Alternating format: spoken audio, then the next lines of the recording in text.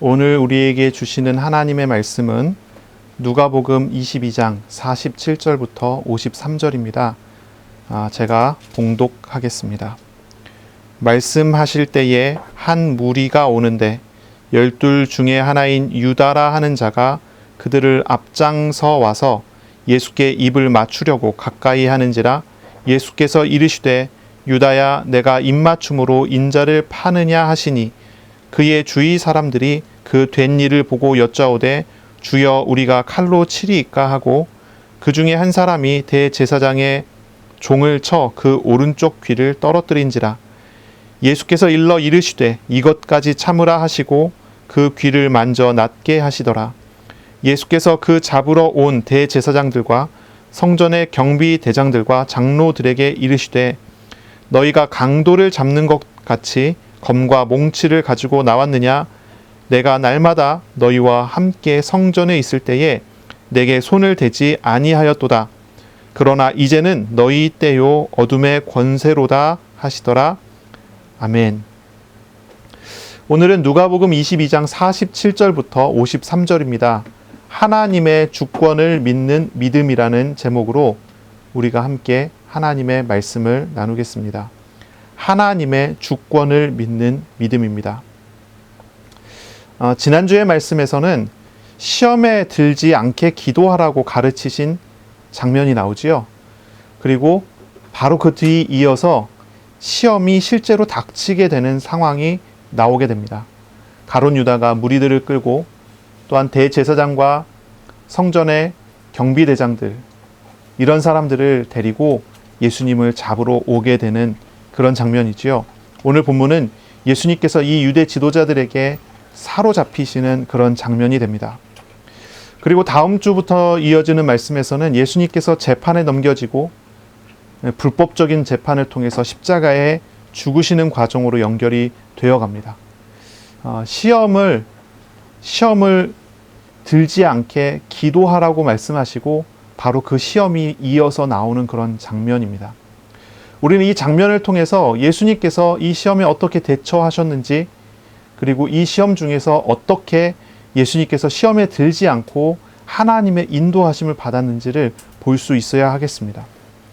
이 본문에서의 주목할 만한 점은 예수님께서 수동적으로 잡히신 것이 아니라는 거예요. 예수님께서 수동적으로 잡히신 것이 아닙니다. 원수들이 예수님을 잡도록 예수님께서 능동적으로 그 길을 열어주셨고 그리고 잡혀가시는 그런 장면이 오늘 나오는 장면이라는 거죠. 오늘 저와 여러분은 시험에 대처하는 주님의 자세를 보고 배우는 날이 되기를 바랍니다. 그리고 시험 중에서 우리가 어떻게 하나님과 동행하며 하나님의 인도를 받을 수 있을지를 알아가는 그러한 시간이 되시기를 바랍니다. 요 몇 주간 계속 시험에 대한 이야기를 하지요. 그래 뭔가 이제 큰 문제가 있어야지만 이 말씀이 우리에게 어떤 해당 사항이 있을 것 같다는 그런 착각을 할 수도 있을 것 같아요. 하지만 이 시험이라는 것은 우리가 잘 이해를 해야 돼요. 시험은 큰 문제가 닥쳤고 우리 마음이 요동하는 어떤 문제가 올 때 그것을 시험이라고 하지 않습니다.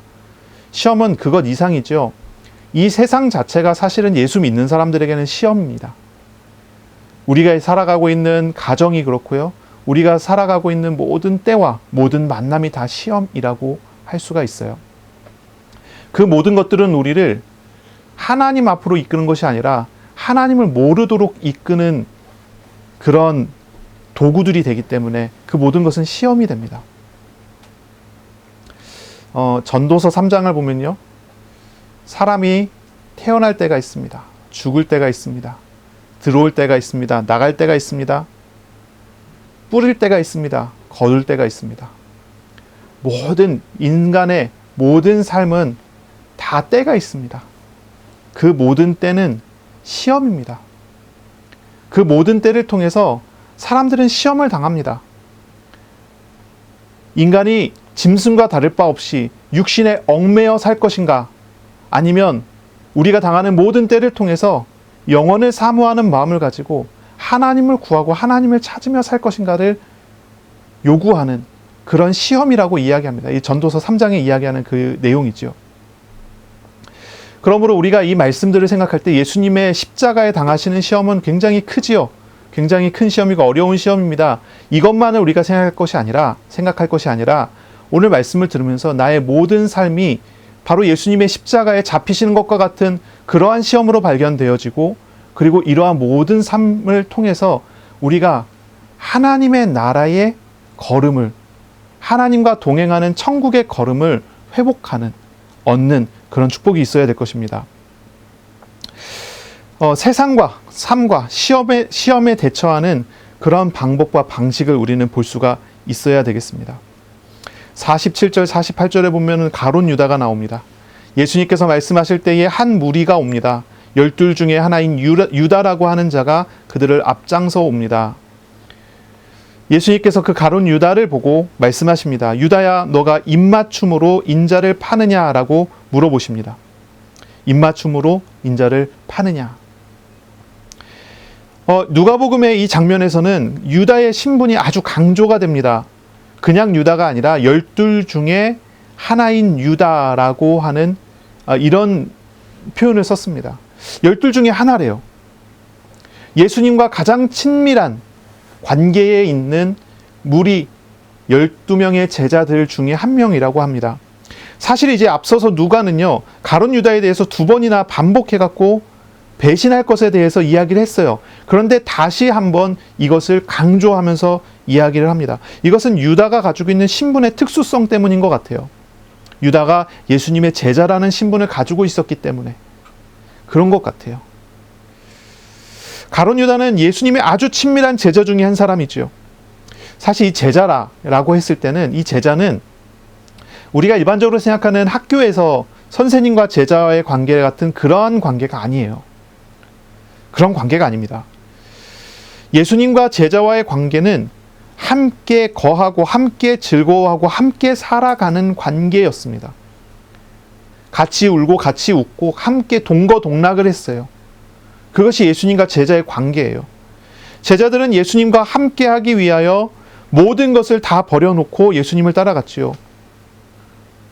물고기를 잡던 사람은 배와 그물을 버렸습니다. 버려두고 따라갔습니다. 재산이 있는 사람들은 재산을 다 팔아 가난한 사람들에게 나눠주고 예수님을 따라야 했습니다. 세리도 자신의 직업과 자신의 평생과 자신의 모든 것을 다 내려놓고 예수님을 따랐습니다. 그렇게 형성된 관계가 제자라는 관계예요. 예수님과 제자라는 관계입니다. 이 가룟 유다는 바로 그러한 존재였던 것이지요. 이 가룟 유다는 예수님과 아주 친밀한 그런 관계였어요. 제자는 모든 것을 버려두고 예수님을 따라갔고, 예수님은 이 제자들과 함께 하시며 제자들에게 사랑과 가르침을, 특히나 예수님은 이 제자들에게 하나님의 나라를, 그리고 예수님의 피와 살이 되는 예수님의 생명을 다 나눠주는 그런 관계가 제자된 관계입니다. 그런데 그런 관계에 있는 가룟 유다가 예수님을 배신했다는 것입니다. 예수님을 배신하는 그것을 이야기를 합니다. 3번에 걸쳐서 누가는 반복해서 강조하면서 이야기합니다. 유다야, 내가 입맞춤으로 인자를 파느냐. 예수님이 이렇게 말씀하십니다. 입맞춤이라고 하는 것은 키스죠. 뽀뽀입니다. 예? 보통 이스라엘 사람들은요, 존경과 경의의 표시로 입맞춤을 했습니다. 가룟 유다와 예수님의 관계가 이런 어떤 스승과 제자의 참된 관계라고 한다면, 이 입맞춤은 굉장히 자연스러운 경의의 표시가 될 수 있겠지요. 하지만 이 입맞춤은 배신의 입맞춤입니다. 사랑과 존경의 입맞춤이 아니었습니다. 예수님은 분명히 말씀하십니다. 유다야, 너가 입맞춤으로 인자를 파느냐. 예수님은 유다의 의도를, 그리고 유다의 죄를 분명히 지적하십니다. 예수님께서 말씀하시기는 너가 입맞춤으로 나를 파느냐라고 물어보지 않으시고, 너가 입맞춤으로 인자를 파느냐라고 물어보십니다. 인자라고 하는 것은 무엇입니까? 곧 하나님의 그리스도로 오시는 하나님을 칭하는 그런 말이지요. 그렇죠? 인간이 되어 오시는 하나님을 말씀하시는 것입니다. 참 인간이 되신 하나님. 그러니까요, 유다의 죄를 지적하는 것입니다. 유다야, 너가 그 입맞춤으로, 존경과 경의의 표시인 그 입맞춤으로 배신의 입맞춤으로 바꾸면서 하나님을 팔아먹느냐라는 그런 질문을 하시는 거죠. 예수님은 이 유다가 하나님을 파는 죄를 짓고 있다는 사실을 지적하신 것이지요. 이러한 직접적인 지적을 예수님께서 하십니다. 마지막까지 예수님께서는 이 유다에게 친밀한 어떤 기회를 주시는 게 아닌가 하는 그런 생각이 들어요. 예수님이 그러한 지적을 하셨지만 유다는 돌이키지 않습니다. 그가 목적한 대로 예수님을 팔아 넘기지요. 가장 잘못된 선택을 합니다. 하나님을 대적하고 하나님을 배신하는 그런 선택을 합니다. 가룟 유다는 예수님을 따라다니면서 예수님이 어떤 분이신지를 보았지만, 예수님이 어떤 분이신지를 친밀하게 가까이에서 보았지만 가장 잘못된 선택을 합니다. 왜 가룟 유다가 이렇게 배신을 했을까요? 아무리 친밀해 보여도, 아무리 삶을 많이 나눈 사람이라고 하더라도, 아무리 많은 부분에서 정들고 얽매여 있다 하더라도 이 가룟 유다가 예수님을 인격적으로 영접하지는 않았다는 것을 우리가 알 수 있죠. 그는 예수님과 연합되는 그 비밀을 가지지 못한 것입니다. 예수님을 영접하지 않았습니다. 그것이 배신의 이유입니다. 문제의 근원입니다. 이것이 그의 실상입니다. 성경을 통해서 우리가 보면 그렇죠. 그는 사탄에 들렸습니다. 사탄이 가룟 유다의 속에 들어갔습니다. 사탄 충만해졌다고 합니다. 가룟 유다가 처음부터 예수님을 따라 나설 때부터 예수님을 영접하지 않고 육신의 유익을 위해서 예수님을 따라다닌 사람이었기 때문에 정을 나누고 마음을 나누고 친밀함을 나누고 사랑을 나눠주고 모든 것을 예수님께서 다 주셨음에도 불구하고 가룟 유다는 예수님을 영접하지 않고 사탄이 육신적인 우상이라는 틈을 타서 역사할 때 가룟 유다는 넘어가 버리게 된 것이지요. 성경을 통해 우리가 알 수 있는 여러 가지 내용 중에 이 가룟 유다의 배신의 이유는 표면적으로는 육신적인 유익을 위한 배신이죠. 그렇죠? 돈과 관련된 그런 부분이죠. 사도 요한은 요한복음 12장 6절에 이런 표현을 씁니다. 유다를 돈을 맡은 자로서 돈꾀에 넣는 것을 훔쳐가는 도둑이라고 했습니다. 표면적으로는 돈의 우상에 사로잡혀 있는 사람입니다. 도둑입니다. 강도입니다. 베다니에 있는 마리아가 예수님께 향유를 부었을 때 맹비난한 사람이 이 가룟 유다였습니다. 왜냐하면 그가 돈꾀를 맡고 있어서 부정을 행하고 호주머니를 채워야 되는데 그것을 회방받았기 때문에 그런 화를 냈었던 그런 장면이죠.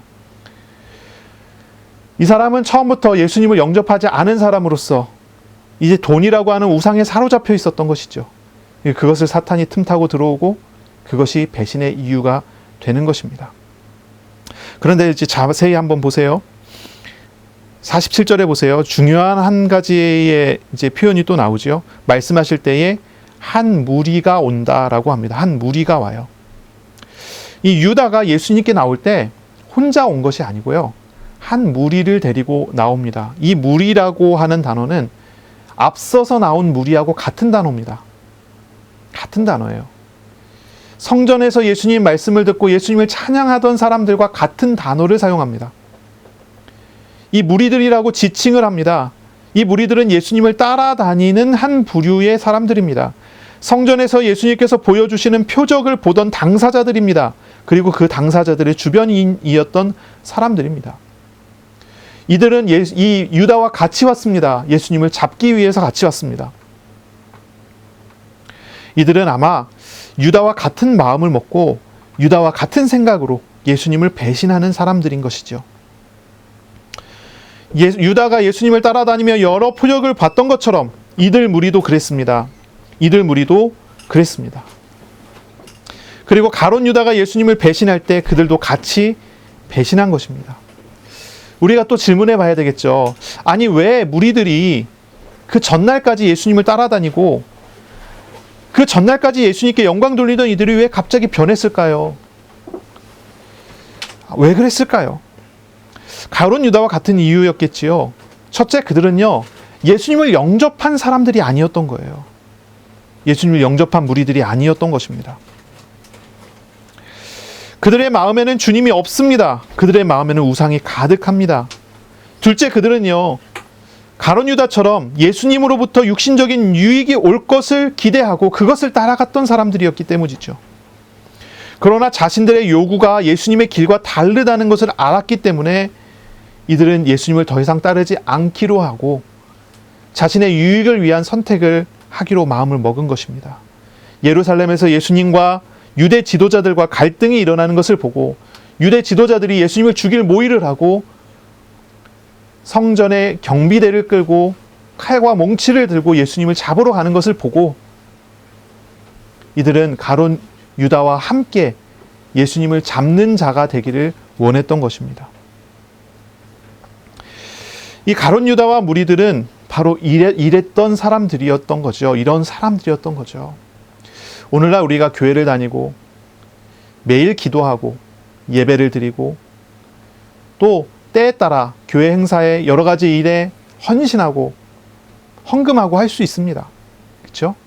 그런데 우리는 여기서 정말 중요한 걸 생각해 봐야 돼요. 사실 아무리 열심을 내는 사람이라 하더라도요, 우리는 잘 봐야 합니다.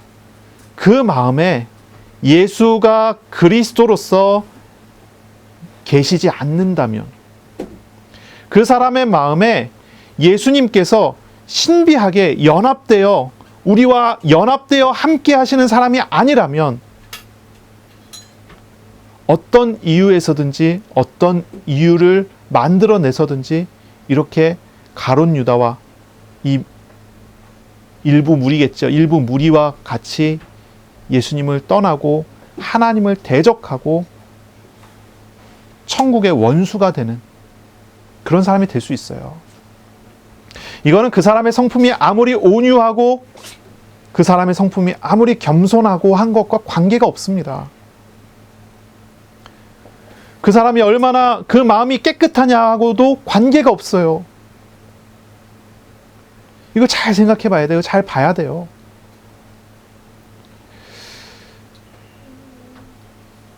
가장 마음이 깨끗한 사람이 어떤 사람일까요? 어떤 사람이 마음이 가장 깨끗할까요?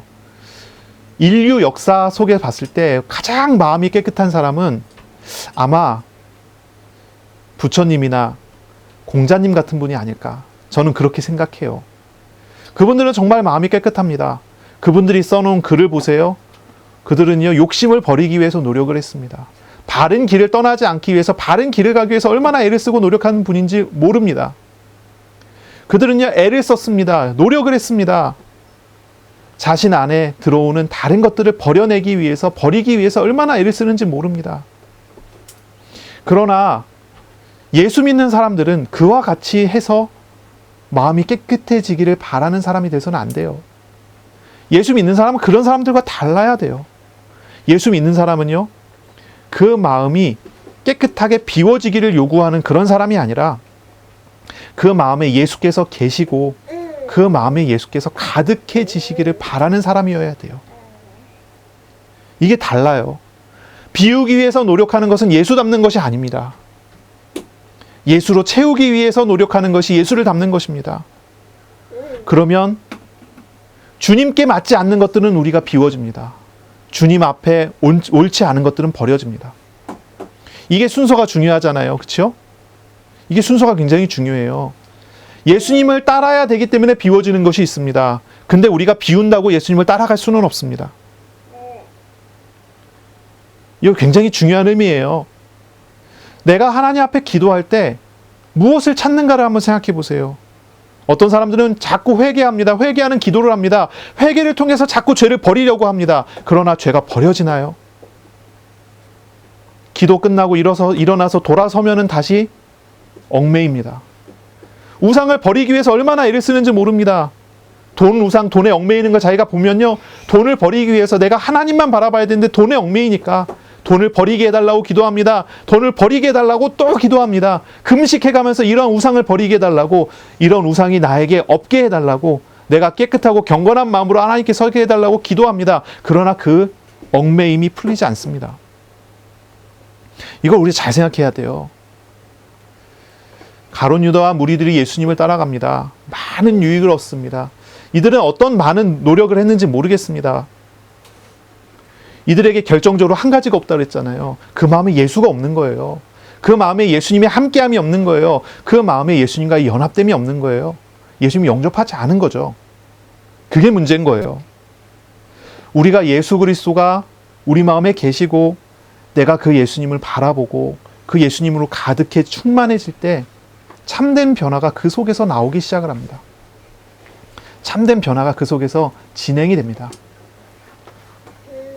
그것을 우리는 보아야 되고 알아야 해요.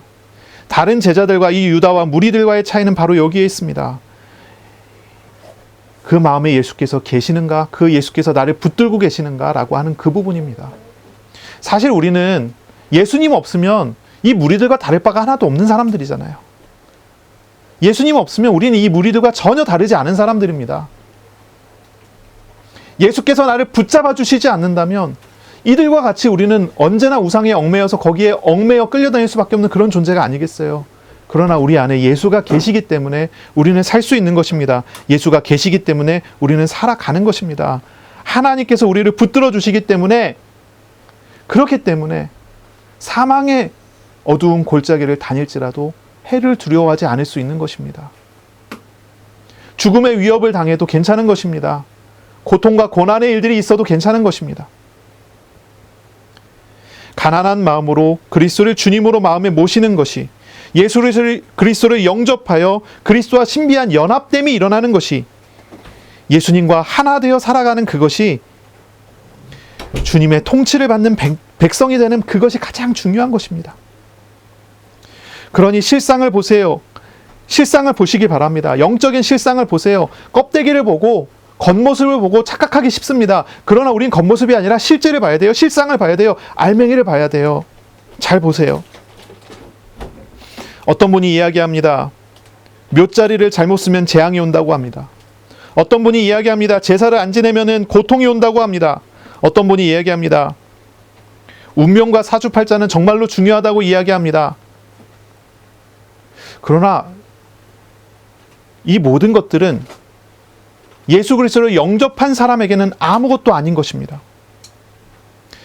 귀신 보고 가위 눌리고 시달리는 사람들이 있습니다. 그거 해결하기 위해서 마음 깨끗하게 하고, 그거 해결하기 위해서 돈 들여갖고 이런저런 정성을 들이고 해갖고 해결이 되지 않습니다. 반복되고 더 커지고 더 큰 문제가 커질 뿐이지요. 그런데 예수 믿으면 끝납니다. 그 마음 예수 오시면 끝납니다. 예수님께서 나를 붙잡아 주시기 때문에 되는 것입니다. 사탄이 어떤 역사를 해도 상관이 없습니다. 예수님께서 나를 붙드시는 그것이 우리가 사는 방법입니다. 시험과 문제가 와도 괜찮은 이유는 예수께서 나와 함께 하시기 때문입니다. 내가 기도 열심히 해서 이기는 것이 아니고요. 내가 노력을 해서 이기는 것이 아닙니다. 내가 발버둥 쳐서 어떻게 해서 되는 것이 아닙니다. 내 안에 예수께서 계시면 됩니다. 내가 부족해도 됩니다. 내가 연약해도 됩니다. 예수가 있는 그 사람에게는요, 사탄이 그 속에 들어갈 수가 없어요. 거짓말을 할 뿐이죠. 사탄은요, 시험을 가지고 우리를 시험하지만 우리를 강제로 끌고 다닐 수 있는 능력이 없어요. 우리는 이 부분을 생각해 봐야 되지 않겠어요? 우리가 점검해야 되는 것은 다른 게 아니에요. 정말로 내 안에 예수 그리스도께서 계십니까? 정말로 내가 그리스도의 십자가와 부활에 연합되어 주님의 은혜 속에 들어온 사람이 맞습니까? 정말로 내가 하나님의 통치의 당사자가 된 것이 맞습니까? 그거 확인해야 돼요. 이것이 우리에게 확인되어야 합니다. 이것을 점검해야 됩니다. 만약에 내 안에 정말로 예수께서 계시다고 한다면 이 시험으로 가득한 세상 속에서 우리의 모든 때와 모든 순간 속에서 안심해도 됩니다. 주님께서 나와 함께 하시는 게 맞다면 주님은 나를 붙드시고 이끌어주시고 인도하시고 천국에 이르기까지 우리를 인도해 가십니다. 이걸 우리가 성도의 견인이라고 하는 교리로 배웠지요. 내가 정말로 따르는 것은 무엇입니까?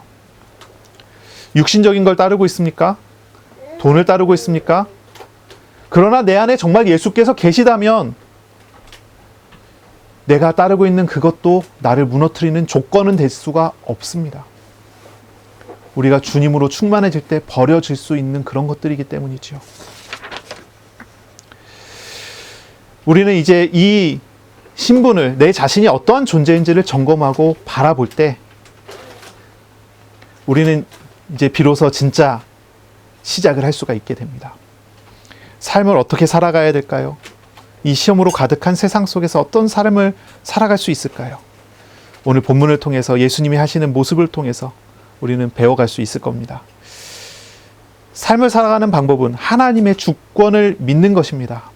그리고 하나님 앞에서 주어진 일을, 해야 할 일들을 하는 그것입니다. 49절에 보세요. 그의 주위 사람들이, 이제 예수님의 제자들이죠. 예수님의 제자들이 이제 11명의 제자들입니다. 제자들이 그 된 일을 보고 여짜오되 주여 우리가 칼로 치리이까 하고 그 중에 한 사람이 대제사장의 종을 쳐서 그 오른쪽 귀를 떨어뜨린지라. 그때 예수님 말씀하십니다.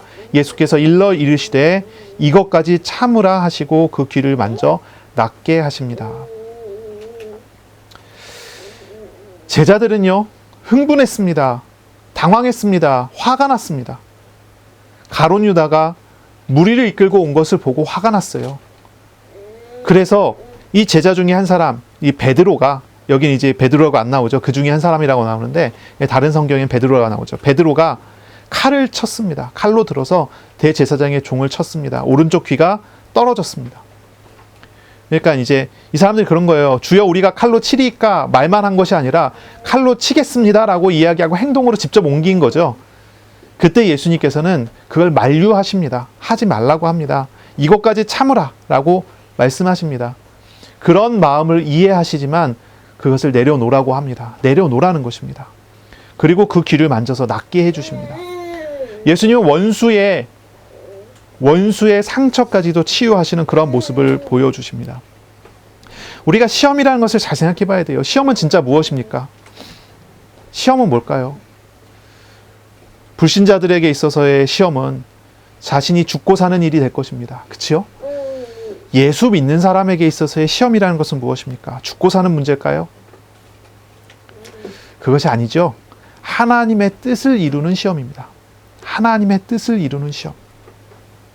시험은 겉으로서 봤을 때는, 예수님께 찾아온 이 시험은 겉으로 봤을 때는 대적을 죽이려고 하는 사내들인 공회의 음모라고 생각이 됩니다. 하지만 그 속을 가만히 보면 하나님의 뜻을 실현하시기 위한 하나님의 인도하심이 그 안에 있습니다.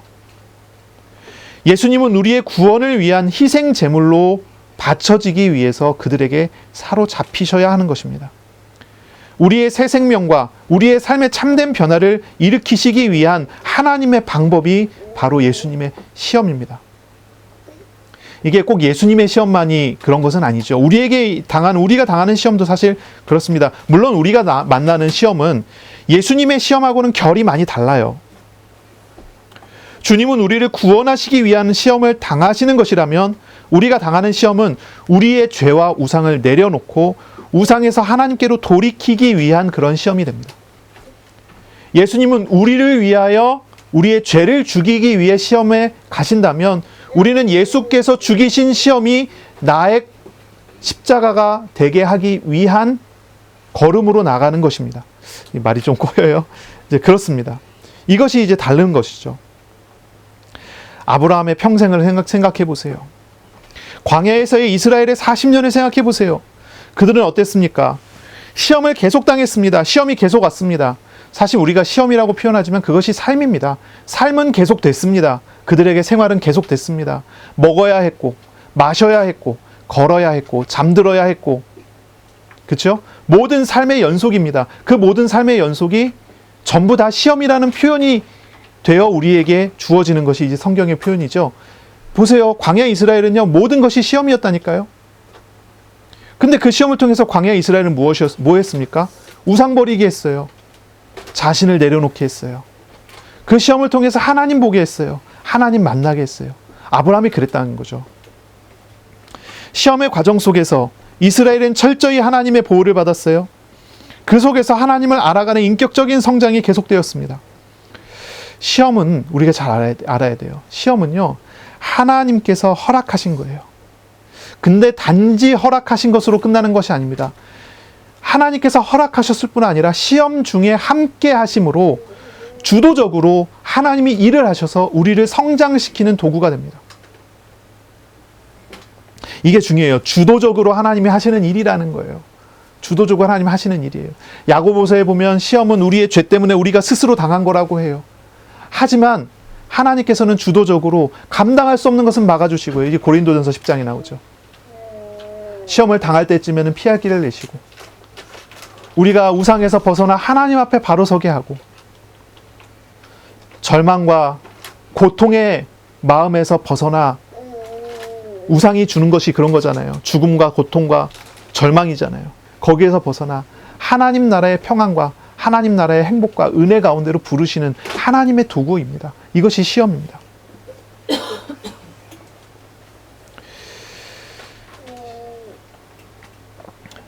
시험은 하나님의 주도적인 준비하심 속에 있어요. 하나님 다 준비하신 것입니다.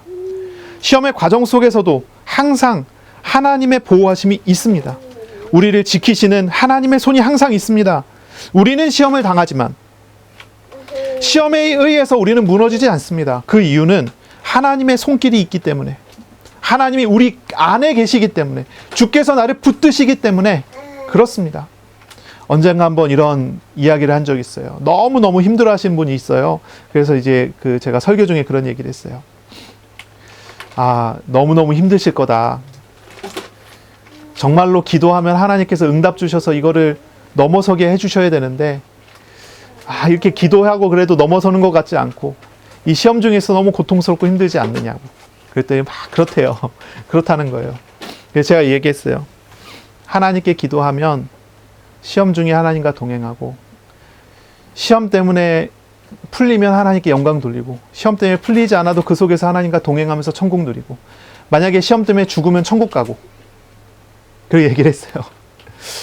정말 시험이 문제가 될까요? 시험이 문제가 될까요? 시험으로 인해서 올 수 있는 최악을 한번 생각해 보세요. 시험 때문에 우리가 당할 수 있는 최악을 한번 상상해 보세요. 그 최악이 정말 최악입니까? 천국 아닌가요? 우리는 보장된 은혜 속에 살고 있는 것입니다. 이것을 우리 생각해야 돼요. 자꾸 계산을 하거든요. 시험을 통해서 이렇게 되면 어떻게 될까? 저렇게 되면 어떻게 될까? 그렇게 되면 어떻게 될까? 근데 그것이 아니에요. 우리에게 보장해 주신 하나님의 은혜를 보고 가야 돼요. 하나님이 일을 하시는 것을 보고 가야 돼요. 이것이 우리의 길이 될 것입니다. 제자들은 어땠습니까? 본문에 진행되는 과정 속에서 제자들은 사실 하나님의 주권을 믿지 못했어요.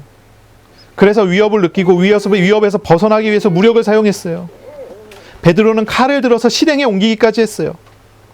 이들의 행동은 분명히 예수님을 향한 충심에서 온 것은 분명해요.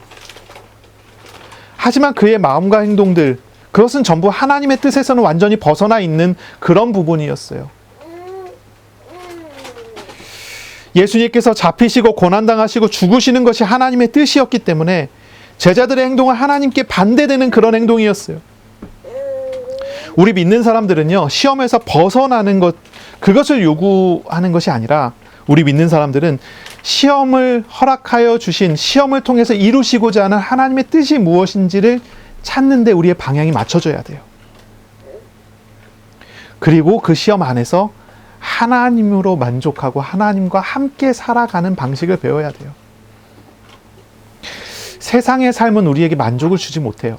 그렇죠? 세상의 삶은 우리에게 만족을 주지 못해요. 어떤 분이 아주 재미있는 통계를 한번 냈더라고요. 이런 얘기를 해요. 미국에서 돈과 행복의 연관관계에 대해서 이렇게 알아봤다는 거예요. 행복의 지수를 찾았다는 거죠. 얼마 있는 사람들, 이 가난한 사람들부터 시작해서 돈이 많은 사람들까지 찾아다니면서 행복의 지수를 이렇게 통계를 낸 것 같아요. 그래서 어떤 사람이 가장 행복한 수준에 있을까라고 했을 때 7만 달러가 기준이래요. 7만 달러 아래에 있는 사람들은 별로 행복하지 않은 것처럼. 그러니까 제일 밑바닥은 제일 밑바닥에 있으면서 7만 달러까지는 올라간대요. 그래서 7만 달러부터는 행복이 올라가지 않대요. 거기서 이렇게 쭉 이어진대요. 그래서 이야기하기를 돈과 관련돼서 불행은 7만 달러가 기준이다. 우리나라 돈으로 7천만 원에서 8천만 원. 7천만 원에서 8천만 원 정도 있으면 불행하지 않다고 생각을 한대요. 근데 그 이상 있다고 하더라도 행복하지도 않다는 거죠. 우리나라에 와서 한국에서 이 행복 지수에 대해서 이렇게 사람들한테 가서 이렇게 설문조사를 하고 통계를 냈더니 재미있는 결과가 나왔대요. 우리나라는 얼마가 기준일까요? 한국은요. 저는 그거를 직접 본 게 아니라 누가 얘기하는 걸 들은 거예요. 근데 참 일리가 있다 생각이 했는데, 얼마가 기준일까요? 놀랍게도 빵원이에요, 빵원. 한국 사람들은 돈 없다고 불행하다고 느끼지 않는데요. 돈 많다고 행복하다고 느끼지 않는데요. 그래서 나타나는 현상 중에 하나가, 미국 같은 경우는 가난한 사람들이 부자들을 존경해주고 높여주고 한다는 거예요. 왜냐하면 그 사람들이 그만한 돈과 그만한 부자가 되기까지의 과정들을 인정해 주는 거예요. 그런데 한국은 가난한 사람들이 부자를 인정 안 한대요. 존경하지 않는데요. 높이지 않는데요. 왜냐하면 행복이 거기 있지 않고, 이제 그렇게 얘기를 이제 표현을 하는 거예요. 그분이 이제 얘기하는 게 그랬는데, 자, 행복. 가난하면은 불행할까요? 사실 돈은 기준이 되지 않죠. 그렇죠? 우리의 입장에서 그렇잖아요.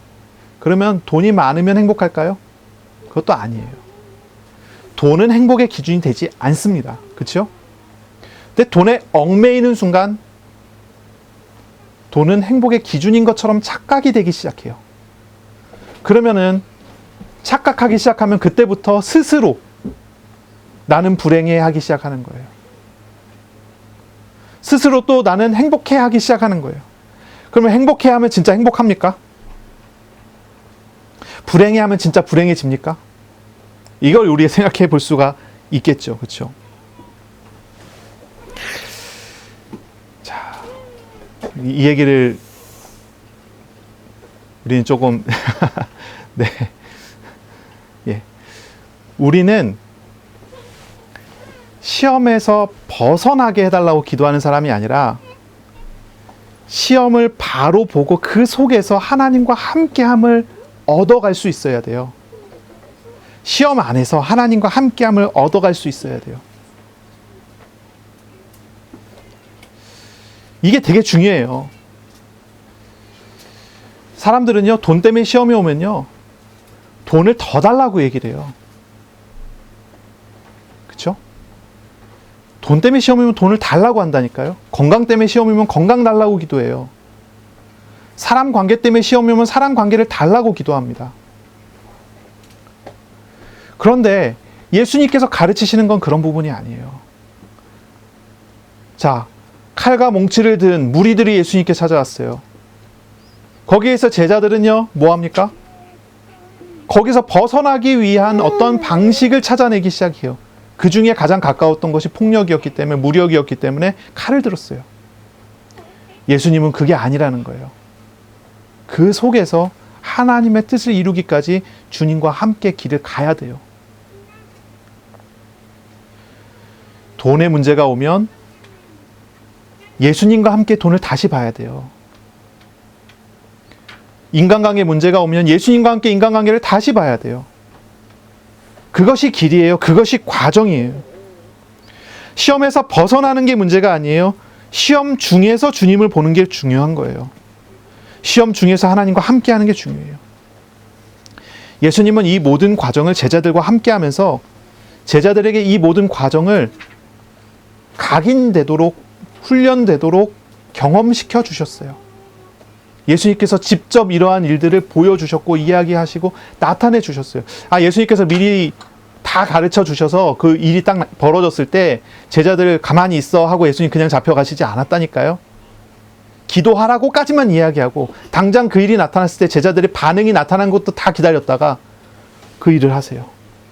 그래서 제자들이 영원히 기억하도록, 시험은 벗어나는 게 아니라 시험은 들지 않는 거구나 라는 걸 알도록 하는 거예요. 이거예요. 자, 52절 보세요. 예수께서 그 잡으러 온 대제사장들과 성전의 경비대장들과 장로들에게 이르시되, 이 세 부류의 사람들은 사내들인 공회지요. 이스라엘의 대표입니다. 이스라엘의 지도자들입니다. 그들에게 말씀하십니다. 너희가 강도를 잡는 것 같이 검과 몽치를 가지고 나왔느냐. 강도 잡는 것처럼 나왔어요. 그렇죠? 실제로 강도가 될 뻔했죠. 베드로가 칼로 귀를 베어갖고 강도가 될 뻔했어요. 근데 예수님께서 치유하셨죠. 내가 날마다 너희와 함께 성전에 있을 때 너희는 내게 손을 대지 아니했다. 하지만 그러나 이제는 너희의 때요 어둠의 권세로다 말씀하십니다. 이거는 이제 산헤드린 공회의 위선을 지적하는 그런 장면이기도 하죠. 위선적이다. 이제 성전에 있을 때는 사람들의 이목이 두려워서 오지 않더니 한밤중에 아무도 보지 않을 만한 그런 시기에 자기들의 마음을 같이 하는 사람들만 이끌고 데려왔어요. 이제 위선을 지적하십니다.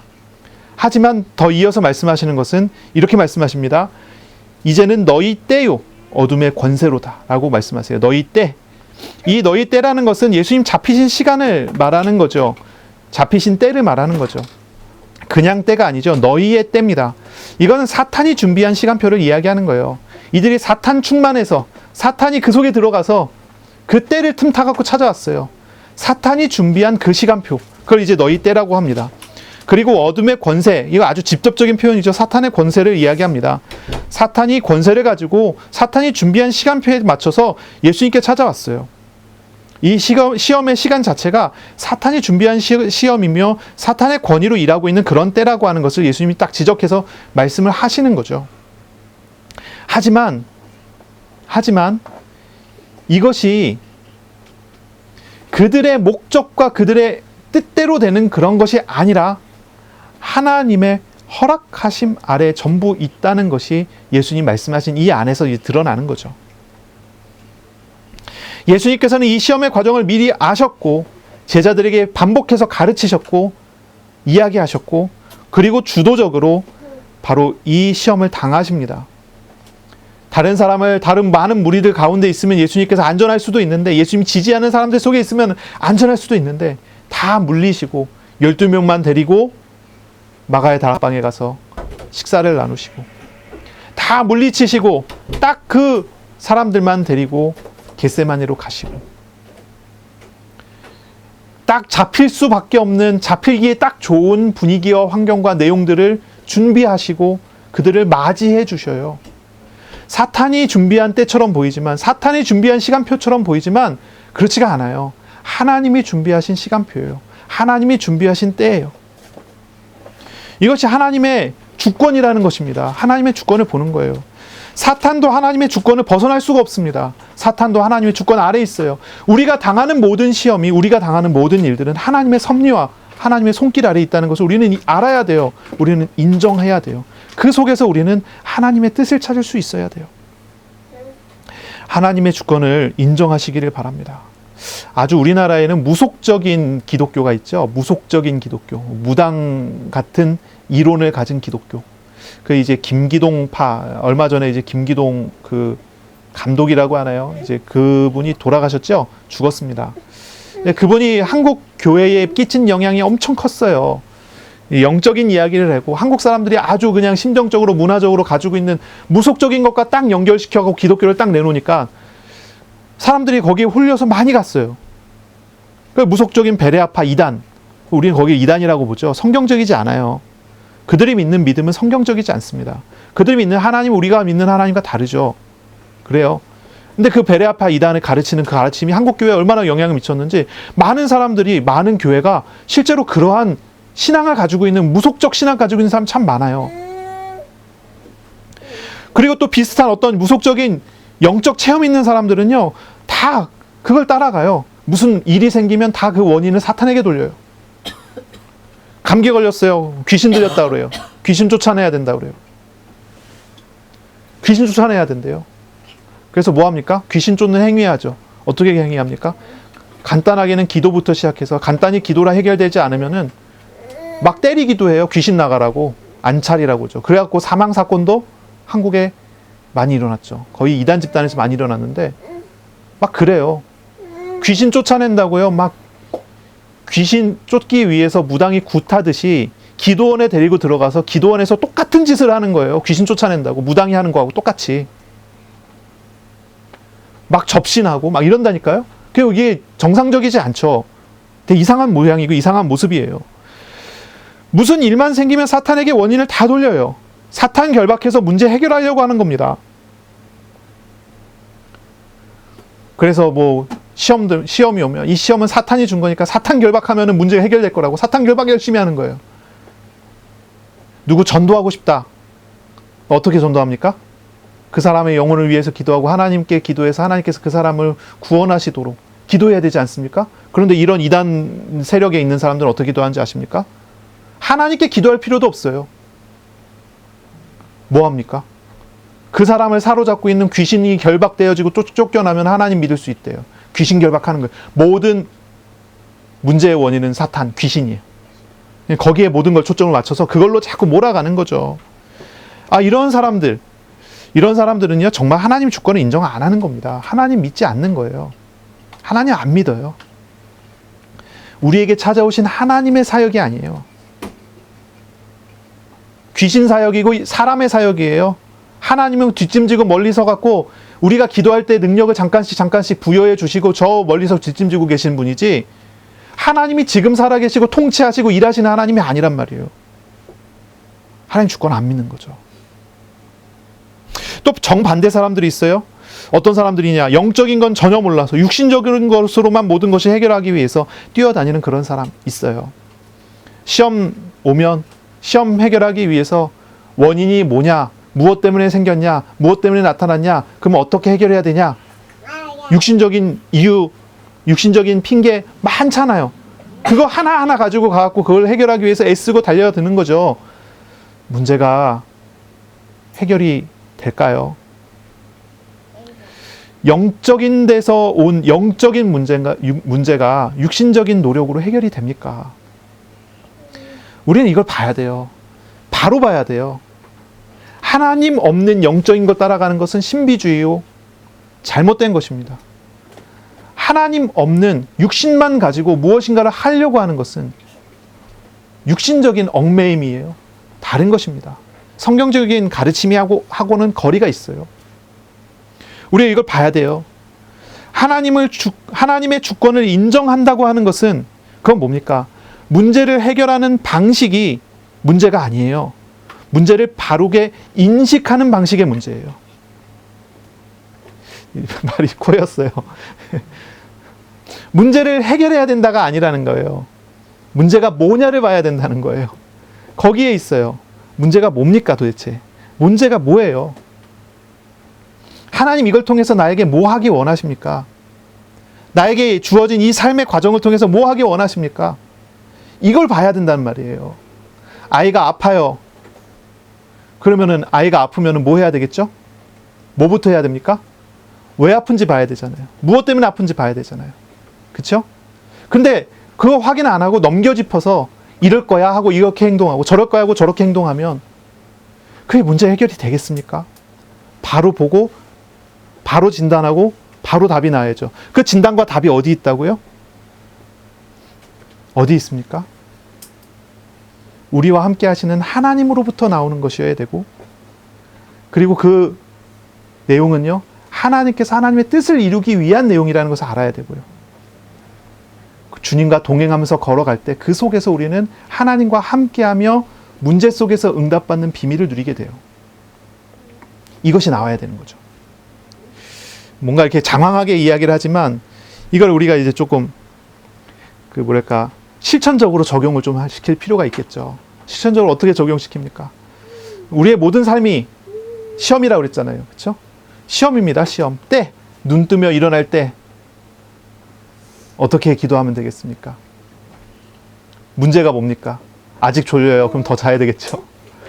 그게 아니라 눈 뜨고 일어날 때 나와 함께 하시는 하나님을 찾고 하나님 안에서 하나님 나에게 허락하신 은혜를 눈 뜨며 오늘 살아가는 거예요. 그거예요. 작은 것입니다. 아주 작은 거예요. 아주 작은 거예요. 배고프면 밥 먹죠. 그게 아니라 밥을 먹으며 주님을 찾고 주님이 나와 어떻게 함께 하시는지를 그 속에서 경험해 나가는 거예요.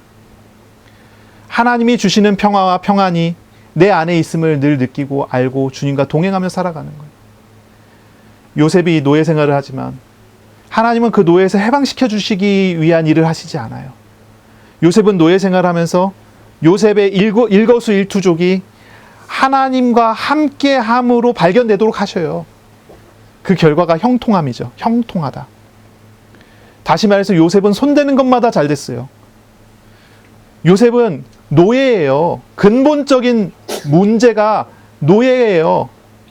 그런데 하나님께서는 그거 해결하시지 않아요. 우리가 시편 1편에 보면 시냇가에 심은 나무가 있죠. 그렇죠? 시냇가에 심은 나무. 시절을 따라 열매를 맺고 그 행사가 다 형통하다. 어떤 사람이요? 하나님을 찾는 사람.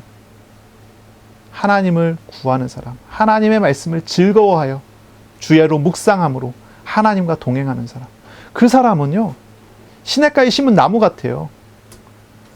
우리의 모든 삶 속에서, 우리의 모든 삶이 시험이라 한다면 그 속에서 우리는 하나님을 구하고 찾고 하나님과 동행해야 돼요.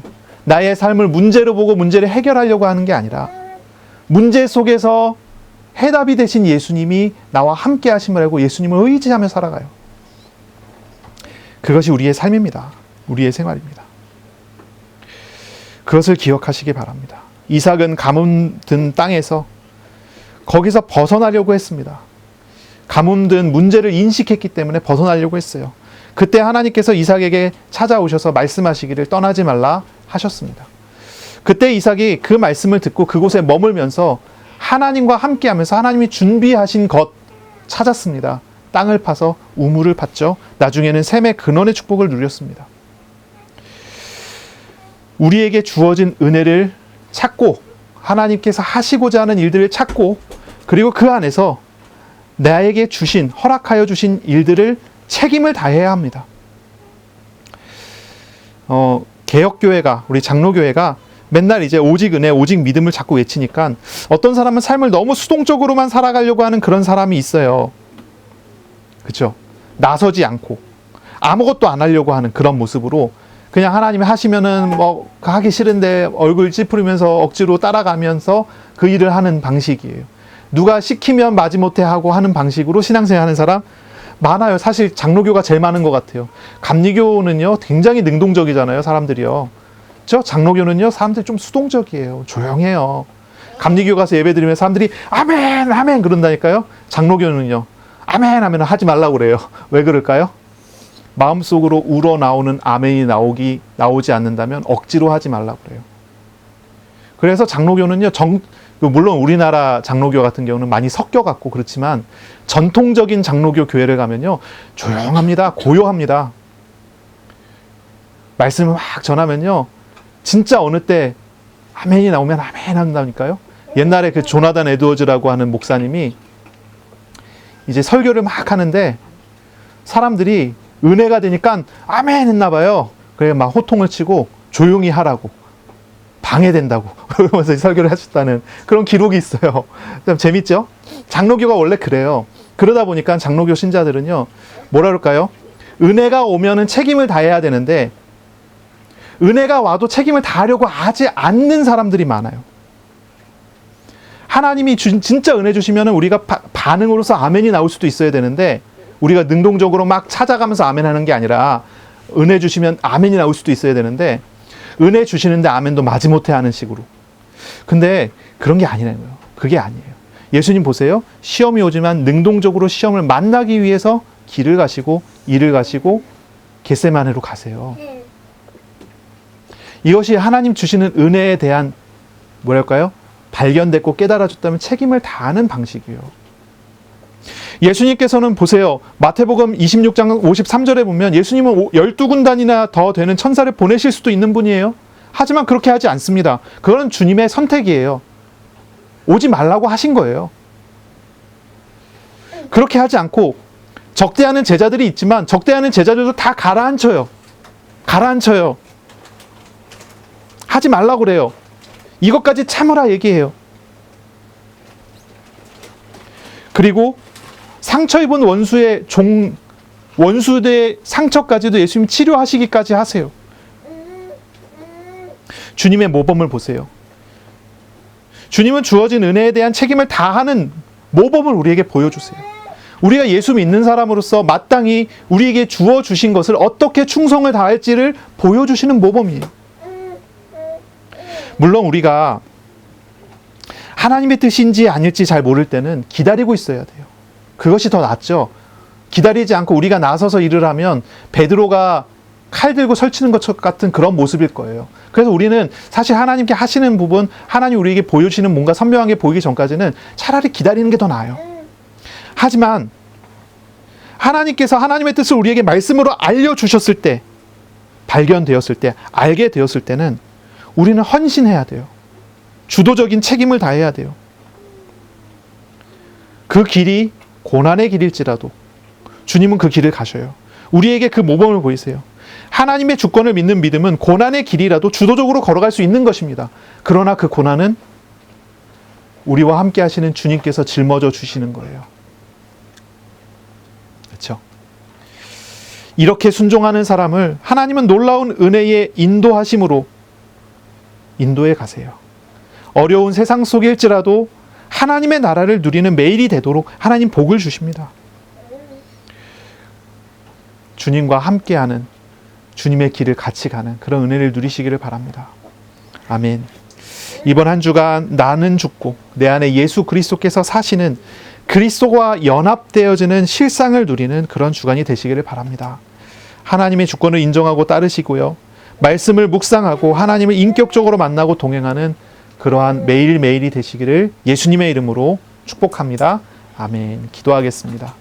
하나님 감사합니다. 오늘 우리에게 말씀하셨습니다. 하나님의 주권을 믿는 믿음을 가지라 말씀하셨습니다. 이번 한 주간 저와 우리 성도들이 하나님을 바라보고 하나님을 믿고 하나님을 의지하는 그러한 삶을 살아갈 수 있도록 은혜 내려 주옵소서. 어떤 일이 있고 어떤 문제가 있고 어떤 사건이 있을지라도 그 속에서 주님을 찾고 주님과 동행하는 은혜 있게 하여 주옵소서. 예수 그리스도의 이름으로 감사하며 기도합니다. 아멘. 우리 구주 예수 그리스도의 은혜와 하나님의 사랑하심과 성령의 교통하심이 이제로 영원까지 항상 함께 있을지어다. 아멘.